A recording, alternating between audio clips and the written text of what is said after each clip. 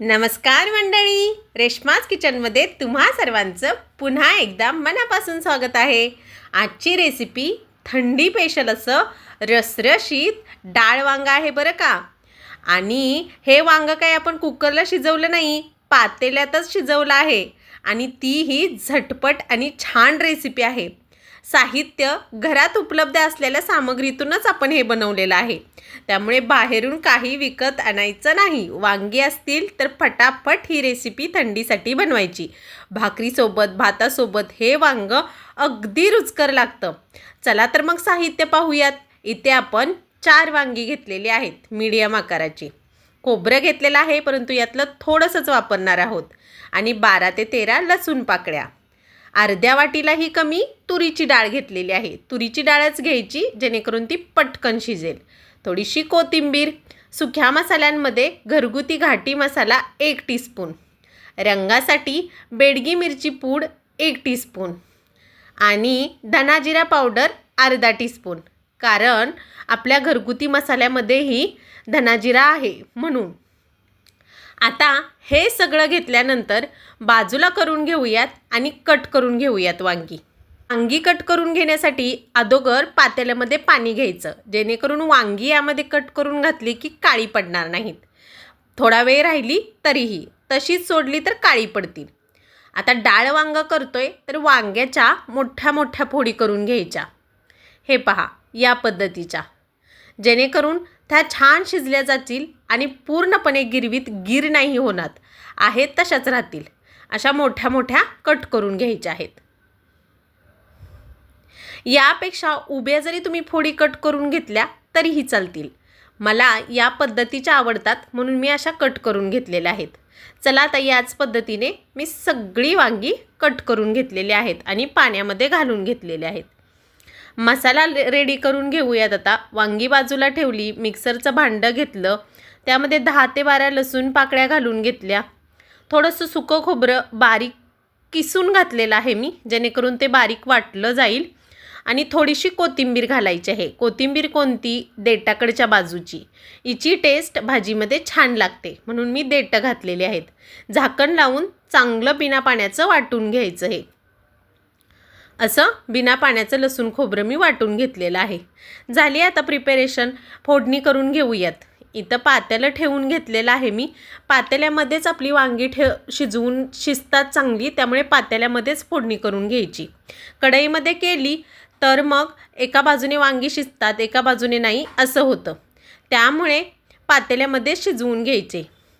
पातेलं चांगलं कडकडीत गरम झालं की 1 पळी तेल घालून घेतलं मी।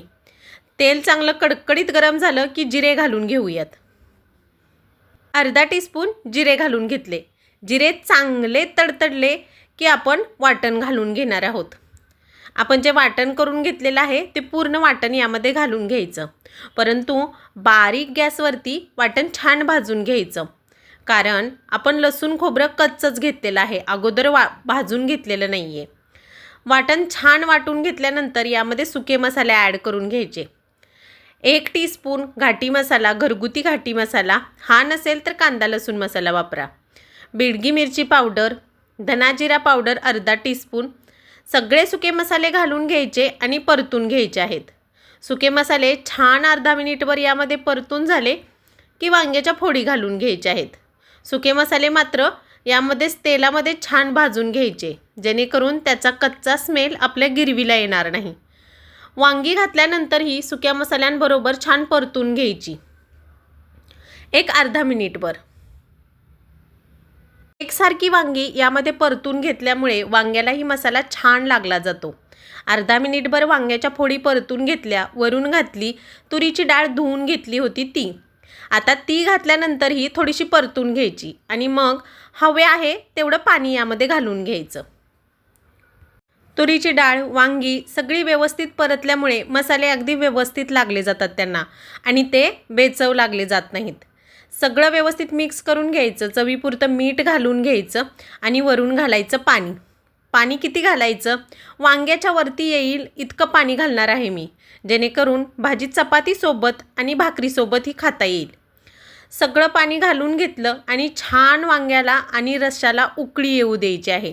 उकळी आल्यानंतर आपण 2 टीस्पून शेंगदाण्याचं कूट घालून घेणार आहोत, जेणेकरून भाजी चांगली मिळून येईल आणि खाताना पाणी एकीकडे वांगे एकीकडे असं होणार नाही, अगदी व्यवस्थित मस्त शिजली जाईल. या पद्धतीने उकळी आल्यानंतरच शेंगदाण्याचं कूट घालायचं आहे, जेणेकरून ते सगळं व्यवस्थित मिक्स होईल. आता उकळी येऊ लागलेली आहे. मीडियम आचेवरती मी उकळी काढून घेणार आहे.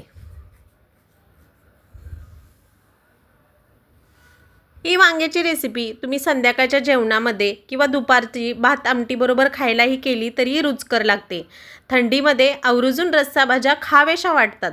तर अशी भाजी एका बाजूला टाकली आणि एका बाजूला आपण भाकरी थापल्या तरीही खूप छान स्वयंपाक एकाच वेळेला मस्त होतो. आता हे सगळं सांगेपर्यंतही मस्त अशी उकळी आलेली आहे आपल्या वांग्याला. आता यामध्ये घालून घेऊया 2 टीस्पून शेंगदाण्याचं बारीक कूट. भाजून घेतले होते शेंगदाणे आणि त्याची पावडर करून घेतलेली आहे मी. आता उकळी आली की घालून घेऊयात. उकळी आल्यावर घातल्यामुळे कच्ची लागत नाहीत, अजिबात कच्ची पावडर लागत नाही, अशी व्यवस्थित लागते. त्यामुळे शेंगदाण्याचं कूट घालायचं, गॅस बारीक करायचा आणि झाकण ठेवून चांगलं वांगं 10 मिनिटापर्यंत शिजू द्यायचं. पण झाकण ठेवताना अर्धच झाकण ठेवायचं, फुल ठेवायचं नाही. फुल झाकण ठेवलं तर याच्यावरती जी रश्श्याची तरी दिसते ती सगळी निघून जाईल आणि पांढरा फक्कड असा रस्सा मिळेल आपल्याला. त्यामुळे अर्ध झाकण ठेवूनच आपल्याला हे वांगं शिजवून घ्यायचं आहे. या पद्धतीने आता 10 मिनिटानंतर आपलं वांगं शिजलं आहे की नाही ते दाखवते मी तुम्हाला. 10 मिनिटानंतर अगदी व्यवस्थित हे वांगं शिजलं जातं. हे बघा, पुढच्या बाजूनेही पटकन तुटलं जाते. आता देठाकडच्या बाजूने पाहूयात शिजलं आहे की नाही. अगदी मऊसर असं शिजलेलं आहे. अजून थोडं मला रस्सा दाटसर हवा होता, म्हणून थोडंसं अजून आटवून घेते. थोडंसं अजून आटवून घेतलं की रस्सा थोडासा दाटसर होईल आणि खाताना अगदी चविष्ट लागेल. थोडीशी अजून भाजी मी आटवून घेतली, वरून घातली हिरवीगार अशी कोथिंबीर, छान धुवून भुरभुरून घेतली. आता आपली भाजी एकदम तयार झालेली आहे. गरमागरम अशी भाजी भातासोबत भाकरीसोबत आता तुम्ही एन्जॉय करू शकता. अगदी रुचकर अशी झालेली आहे. चला एका प्लेटीमध्येही काढून दाखवते मी तुम्हाला. एक मीडियम आकाराची ताट घेतलेला आहे मी. ताटामध्ये ही भाजी काढून दाखवते.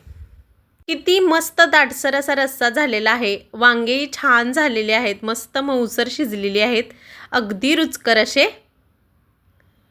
तर मंडळी, कधी करताय तुम्ही अशी डाळ वांगी? केली तर कशी झाली माझ्या पद्धतीने हेही कमेंट करून सांगायला विसरू नकात. आणि रेसिपी आवडली ना तर लाईक शेअर सबस्क्राईब जरूर करा. अशाच नवनवीन रेसिपी चॅनलवरती उपलब्ध आहेत, त्याही पाहायला विसरू नकात. रेसिपी आवडल्यानंतर लाईक शेअर सबस्क्राईब जरूर करायचं. Please like share subscribe. भेटूयात नवीन व्हिडिओमध्ये नवीन रेसिपीसोबत. तोपर्यंत बाय.